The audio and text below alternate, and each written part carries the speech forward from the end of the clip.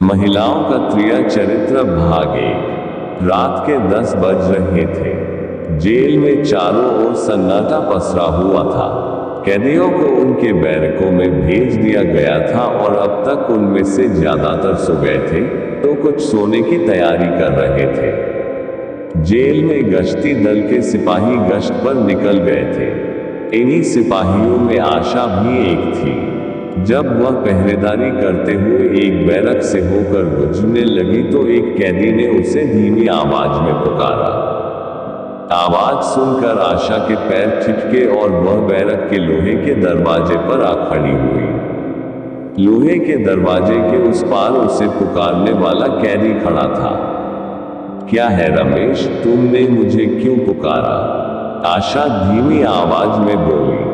ये पूछते हुए आशा की निगाहें कैदी के दोहरे बदन पर फिसल रही थी और आंखों में तारीफ के भाव उभरे हुए थे। सुन, मुझे बाहर एक संदेश पहुंचाना है, रमेश यादव बोला। लगता है किसी दिन तुम मुझे फंसवा दोगे। तुम नहीं जानते, अगर किसी को इस बात का पता चल गया कि मैं तुम्हारे साथियों को बाहर तुम्हारा संदेशा पहुंचाती हूं तो मेरी अच्छी खासी नौकरी पर बनाएगी। मुझे पसंद आ गया है, इसलिए कहते हुए आशा मुस्कुराई। तो भी कुछ कम खूबसूरत और मादक नहीं है। रमेश यादव ने उसके हसीन चेहरे और गदराए बदन पर एक नजर डाली। मतलब, मैं तुम्हें पसंद हूं। बहुत, रमेश यादव बोला। मैं खुद तुम्हें पाने को बेचैन हूं। पर तू फिक्र न कर, मेरे साथी जल्द ही मुझे यहां से निकाल लेंगे। फिर तो हम खुलकर एक दूसरे से मिल सकेंगे। न जाने वह दिन कब आएगा, आशा एक सर्द आह भरकर बोली। जल्द आएगा, रमेश यादव बोला। खैर, मेरा ये संदेश का पुर्जा इस पर लिखे पते पर पहुंचा देना। आशा ने एक सतर्क निगाह चारों तरफ डाली, फिर हाथ बढ़ाकर पुर्जा थाम लिया और तेजी से आगे बढ़ गई। आगे एक सुनसान जगह पर पहुंचकर उसने पुर्जा खोला तो उसमें 100 रुपए का एक नोट रखा था। उसने नोट अपनी कमीज की जेब के हवाले किया, फिर उस पुर्जे को अंदर की जेब में रखकर जेल का चक्कर काटने लगी। आशा 35 साला गदराए बदन और खूबसूरत चेहरे की थी। 10 सालों से वह पुलिस में थी और 6 महीने पहले रमेश यादव इस जेल में आया था। दोहरे बदन, मोहक चेहरे मोहरे के इस अपराधी ने जब शुरू में उससे जान पहचान करने की कोशिश की तो आशा थोड़ी हिचकी थी। फिर न जाने ऐसा क्या हुआ कि वह उससे जान पहचान करती चली गई। शायद कसरती बदन और सलोना चेहरा उससे भाग गया था, या फिर अपने साथियों को संदेश पहुंचाने के एवज में वह उसे पैसे जो देता था। रमेश यादव अपने क्षेत्र का एक बदनाम अपराधी था और दुकानदारों और कारोबारियों से रंगदारी वसूलता था। उसके साथी जान से मारने या जख्मी करने से नहीं हिचकते थे।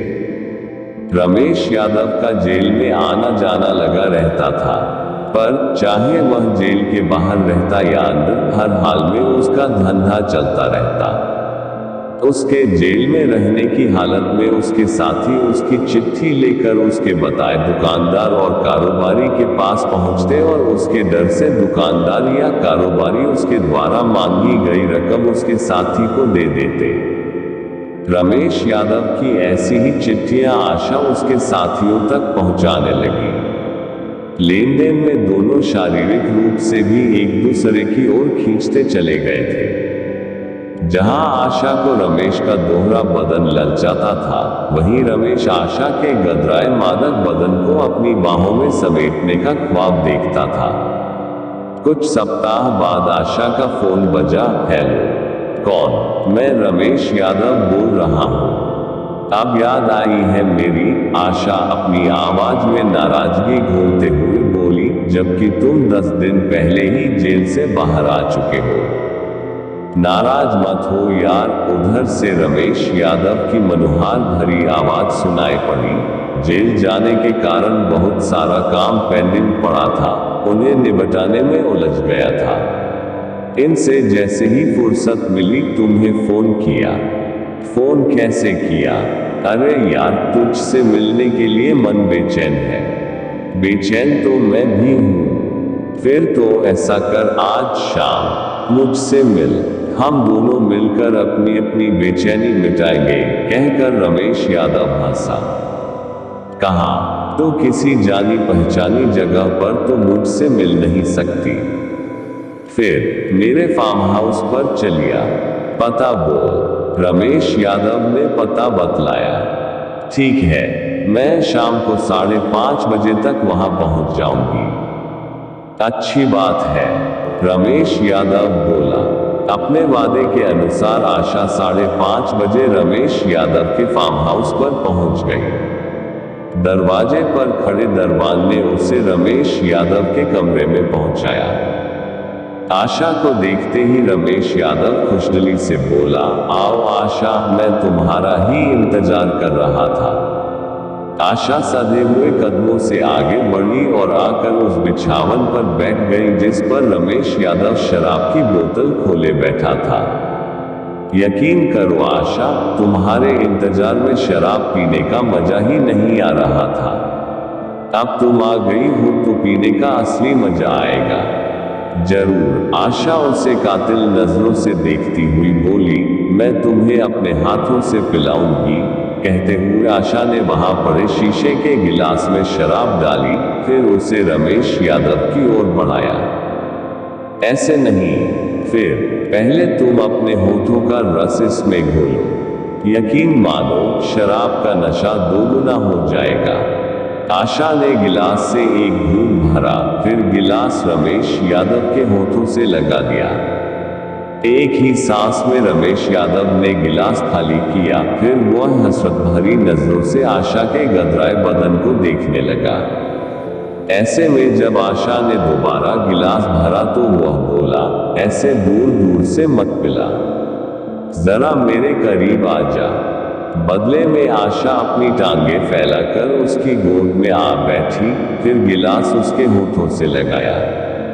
अब की बार रमेश यादव ने जरा भी जल्दीबाजी नहीं की, बल्कि घूंट घूंट शराब चुसकने लगा। दूसरी ओर रमेश यादव के हाथ आशा के बदन की ऊंचाइयां गहराइयां नाप रहे थे। अपने बदन पर रमेश यादव के बेताब हाथों की छुअन पाकर आशा बेहाल होने लगी। ऐसे में उसने अपने हाथ का गिलास फर्श पर टिकाया, फिर रमेश यादव को बिछावन पर लिटाकर उसको बेताबी से चूमने लगी।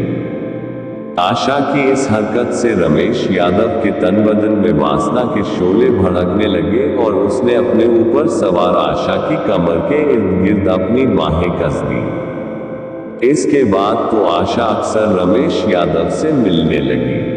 रमेश यादव न सिर्फ भरपूर जिस्मानी सुख देता था, बल्कि उस पर दोनों हाथों से पैसे भी लुटाता था। आशा तो पहले ही अपने पति से खुश नहीं थी। रमेश यादव जैसा प्रेमी पाकर उसकी ओर से आशा और भी लापरवाह हो गई। जेल की नौकरी में पैसा और रिश्वत दोनों मिलते थे, पर इतने नहीं। अगले भाग में पढ़िए क्या हुआ आशा और रमेश के नाजायज रिश्ते का। बहुत जल्द ही दूसरा भाग आने वाला है। जल्दी से चैनल को सब्सक्राइब कर लें और वीडियो को लाइक करें।